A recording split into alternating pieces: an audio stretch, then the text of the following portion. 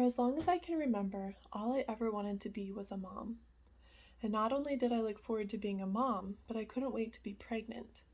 I grew up watching my sisters be born and hearing the stories retold of those home births, as well as my older cousins' pregnancy and birth stories. And I just couldn't wait for that to be me. I looked forward to the big belly, the swollen feet, weird cravings, hot flashes, and almost everything that came with that amazing experience. I looked forward to my own home birth with my husband by my side and to seeing our children grow up and contemplating whether or not they had my laugh or his nose. I couldn't wait for my children to feel my belly with subsequent pregnancies and talk about a baby being inside. I didn't just have the what of my life planned out, but the time frame as well. I would get married at 18 and be done having kids by 30, because I figured life is basically over by 30 anyway. So when I got married at 29, it was a rude awakening. That sanctifying process is an entire testimony on its own, but the point of this one is that after being married for over 3 years, we found out that we couldn't actually have biological children.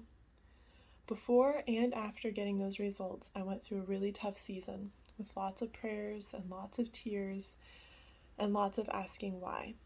For most of my life, I had this misconception that if I followed God and did things His way, my life would turn out the way I wanted, because the things I wanted were good.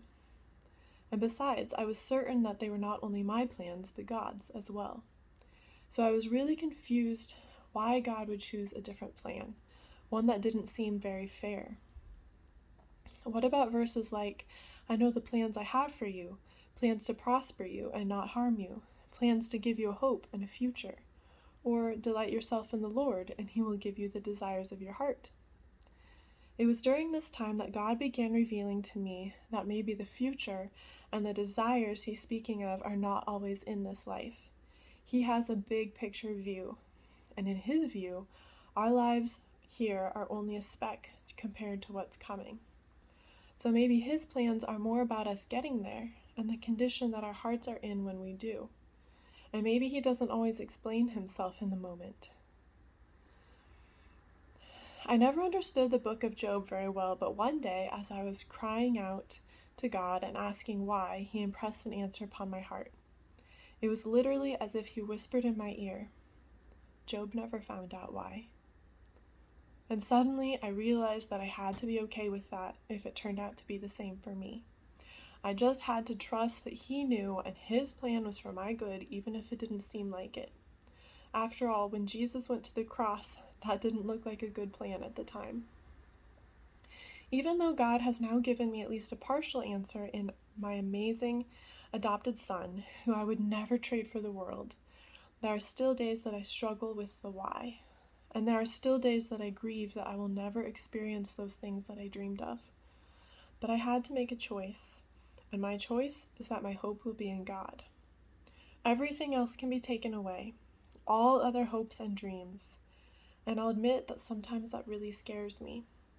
But God cannot be taken away, and that ultimately is what really matters. He remains the same.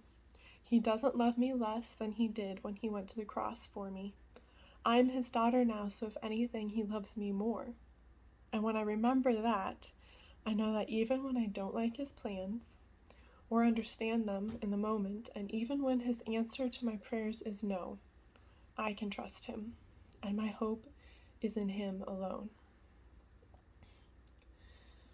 They say sometimes you win some, sometimes you lose some. Well, right now I'm losing bad. I've stood on this stage night after night, reminding the broken it'll be alright. But right now, oh right now, I just can't. It's easy to sing when there's nothing to bring me down. But what will I say when I'm held to the flame like I am right now? I know you're able and I know you can save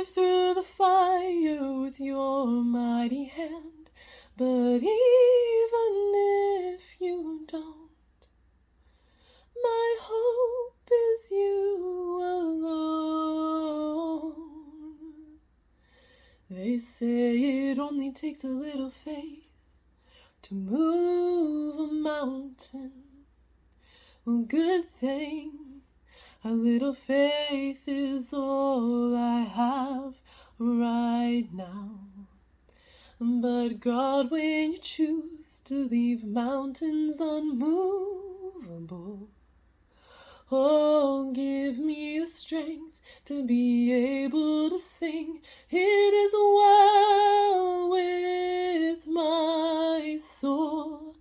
I know you're able and I know you can save through the fire with your mighty hand. But even if you don't, my hope is you alone. I know the sorrow and I know the hurt would all go away if you just say the word. But even if you don't, my hope is you alone.